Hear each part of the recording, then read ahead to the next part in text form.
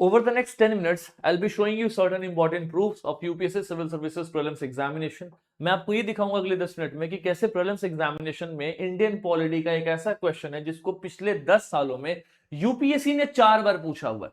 तो जो ऐसे एस्पिरेंट जो कहते हैं ना कि यूपीएससी थीम्स पे क्वेश्चन नहीं पूछती, पीवाईक्यू रिपीट नहीं होते, या सब कुछ पढ़ते रहो, हर चैप्टर को इक्वल टाइम दो, हर सब्जेक्ट को इक्वल टाइम दो, it's a myth that I would like to break in this particular video. बहुत ही सिंपल सी 10 मिनट की वीडियो है, कॉन्सेप्ट भी समझाऊंगा, प्रूफ के तौर पे क्वेश्चंस भी दिखाऊंगा और आपको ये भी बताऊंगा कि आने वाले टाइम पे किस तरीके से अगले 1 महीने में अपने थेमेटिक एरियाज को चैनलाइज करना है। तो अगर आप पहली बार इस चैनल पे आए हैं, so hi everyone, my name is Rupesh, I am founder of power IAS, and if you are first time landed to this particular channel, do not forget to subscribe the channel because we come up with quality content related to the UPSC exams. ठीक है, चलो सबसे पहले मैं आप सभी को कुछ क्वेश्चंस के फॉर्म में दिखाऊंगा। The first question that comes to picture is question of 2023, 2023 का एक सवाल है। इस सवाल में देखना यहाँ पे क्या क्वेश्चन पूछा गया है कि इसमें से कौन सा ऐसा स्टेटमेंट है जो कॉन्स्टिट्यूशन के बेस्ट पॉसिबल थिंग्स को रिफ्लेक्ट करता है, जो कहीं ना कहीं कॉन्स्टिट्यूशन एक्चुअली में क्या कर रहा है उसको रिफ्लेक्ट कर रहा है, ऑब्जेक्टिव ऑफ कॉन्स्टिट्यूशन को रिफ्लेक्ट कर रहा है, जिसमें आपको सही आंसर दिखाई देगा that it defines and limit the power of government. यानी कॉन्स्टिट्यूशन क्या करता है, हमारे गवर्नमेंट के पावर को लिमिट करता है। अब मैं आपको पहले एक एग्जांपल के साथ इसको एक्सप्लेन कर देता हूं,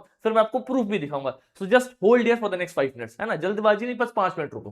पहले इस चीज को समझो, कॉन्स्टिट्यूशनल गवर्नमेंट का मतलब क्या होता है। क्या हमारे देश में, आप मुझे बताओ, हमारे देश में पॉलिटिकली सबसे पावरफुल इंडिविजुअल कौन है? अगर मैं कहूं राजनीतिक रूप में हमारे देश में सबसे पावरफुल पोजीशन पे अभी कौन बैठा हुआ है, so you will say sir prime minister साहब है, जो सबसे ज्यादा पावरफुल पोजीशन में अभी आपको दिखाई देते हुए नजर आते हैं। नेक्स्ट क्वेश्चन इज, हमारे देश में जो प्राइम मिनिस्टर साहब है, जो पॉलिटिकली सबसे पावरफुल पोजीशन में है, क्या प्राइम मिनिस्टर साहब अपने मन से इलेक्शन करा सकते हैं क्या इस देश में? Answer is no. इलेक्शन कौन कराता है? Election commission. क्या प्राइम मिनिस्टर साहब स्टेट एंड सेंटर के बीच में फाइनेंसेस के डिस्ट्रीब्यूशन को अपने हिसाब से रेगुलेट कर सकते हैं क्या? No. Answer is finance commission. Finance commission करता है under article 280 of Indian constitution. क्या प्राइम मिनिस्टर साहब किसी भी इंपॉर्टेंट मुद्दे पे अपने हिसाब से जजमेंट दे सकते हैं क्या? The answer is no. कौन करता है sir? Supreme court of this country that looks into the judicial aspect of this country. तो आपको क्या समझ में आया? What you are able to understand from this, what we are able to understand is कि हमारे देश में कोई भी इंसान कितने भी पावरफुल पोजीशन पे क्यों ना हो, हमारा जो कॉन्स्टिट्यूशन है वो हर एक इंडिविजुअल के पावर को लिमिट करता है, इसलिए हम इसको बोलते हैं कॉन्स्टिट्यूशनल गवर्नमेंट। समझो इस चीज को। अगर राजा महाराजा का शासन था तो वहां पे राजा महाराजा कुछ भी कर सकते थे, बिकॉज वहां पे कोई संविधान नहीं था। लेकिन आज के टाइम पीरियड में everything in this constitution is in this country is run by the constitution, because constitution put limits on the power of everyone. आज अगर एक डिस्ट्रिक्ट मैजिस्ट्रेट है, अगर उनके पास में अपने डिस्ट्रिक्ट से संबंधित कुछ एग्जीक्यूटिव फंक्शंस भी हैं, तो उनके ऊपर भी एक लिमिट है। अगर हमारे देश में प्राइम मिनिस्टर साहब है तो उनके पावर पे भी एक लिमिट है। कोई भी इंसान कुछ भी नहीं कर सकता। Anyone is not going to enjoy arbitrary power. और इसी आर्बिट्रेरी पावर पे एक बार यूपीएससी ने 2022 में आर्टिकल 14 पे क्वेश्चन आया था, उसके ऊपर मैं कभी अलग वीडियो बनाऊंगा।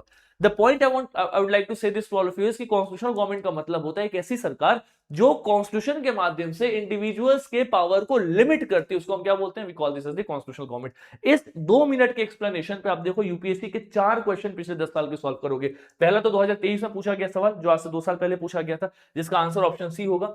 आगे चलो, next question that exactly comes on this particular background is, UPSC ने 2021 में सीधा क्वेश्चन पूछा था, इसी चीज को 2023 में फिर से रिफ्रेम किया कि कॉन्स्टिट्यूशनल गवर्नमेंट का मतलब क्या है? आंसर डी होगा, a government limited by the terms of the constitution. Exactly इसी को रिफाइन करके 2023 में पूछा। अभी अभी अभी और देखो, आगे चलो, 2020 में एक साल पहले फिर से क्वेश्चन था, constitutional government by definition is a government that is a limited government.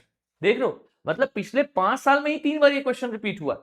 तो इसका नर्व कहां है? चौथे बार कब आया था? तो ये क्वेश्चन इसके पहले 2014 में पूछा गया था एग्जामिनर के द्वारा कि कॉन्स्टिट्यूशनल गवर्नमेंट का मतलब क्या होता है। एक ऐसी गवर्नमेंट जो इंडिविजुअल लिबर्टी के ऊपर में रिस्ट्रिक्शन लगा रही है, एक ऐसी गवर्नमेंट जो अथॉरिटी ऑफ स्टेट यानी कि जो गवर्नमेंट अथॉरिटीज है उनके ऊपर में रिस्ट्रिक्शन लगा रही है। ऑब्वियस सी बात है, अथॉरिटीज पे रिस्ट्रिक्शन लगा रही है। Option B is the right answer.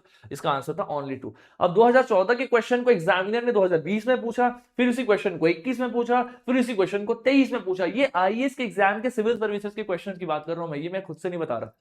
So the point that I would like to draw from here is that कि आपको इससे ये समझ में आता है सर कि at the end of the day UPSC में कुछ इंपॉर्टेंट थीम्स है, जिन थीम्स के ऊपर में एग्जामिनर बार बार क्वेश्चन पूछता है, जिन थीम्स के ऊपर में इस बार भी एग्जाम में क्वेश्चंस आएंगे, and that is the reason why it is must for all of you कि आप पीवाईक्यू यानी कि previous year questions at least last 10 साल के तो आप रिवाइज करके जाओ, थेमेटिकली कवर करके जाओ। और कवर करने का मतलब है सिर्फ सही जवाब मत देख करके जाओ, आप गलत भी देखो, बेसिकली इंडिविजुअल लिबर्टी पे कैसे रिस्ट्रिक्शन नहीं लगा रहा है ये भी जानो, बिकॉज इसके ऊपर में फिर से क्वेश्चन पूछेगा एग्जामिनर। मैं आपको अगली वीडियो में बताऊंगा कि लिबर्टी के ऊपर में, पॉलिटी पे लिबर्टी के ऊपर में पिछले 10 साल में एग्जामिनर ने 3 बार क्वेश्चन पूछा है, 3 बार straight question, same concept of Indian liberty, और उस वर्ड को हमारे लक्ष्मीकांत बुक में भी बहुत ही क्लियरली डिफाइन नहीं किया गया, उसके ऊपर में यूपीएससी ने 3 बार क्वेश्चन पूछा है।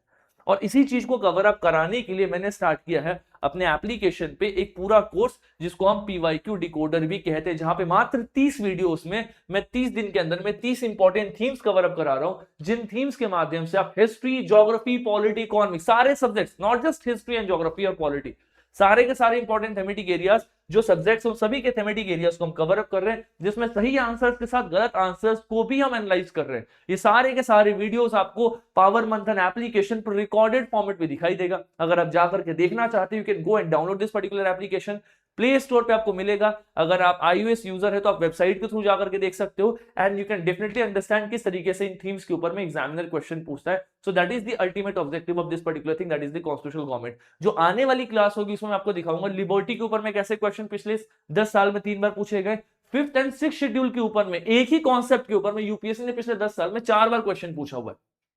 हायर चांसेस इन्हीं थेमेटिक एरियाज में से इस साल भी क्वेश्चन दिखेंगे, and higher chances from this particular part. Polity में तो थीम्स पे क्वेश्चन रिपीट होते हैं, तो माय अल्टीमेट सजेशन इज पूरी लक्ष्मीकांत रट्टा मत मारना, हर एक चैप्टर को, हर एक वर्ड को, हर एक पेज को लाइन बाय लाइन मत पढ़ना। जो इंपॉर्टेंट एरियाज उनको ज्यादा प्रायोरिटी के साथ देखना, जिनसे क्वेश्चंस नहीं आते उनको लास्ट में करना, या फिर उसको स्किप भी कर सकते हो, उस टाइम को यूटिलाइज करो बाकी सब्जेक्ट्स में, for example current affair build करने में, इन्वायरमेंट में, आर्ट एंड कल्चर में, जिनको यूजुअली एस्पिरेंट्स स्किप करते हैं, सो दैट अपनी प्रिपरेशन बैलेंस्ड हो और प्रीलिम्स 2026 कहीं ना कहीं उसका जो कट ऑफ है उसको हम एटलीस्ट क्लियर कर पाए, at least with a good margin.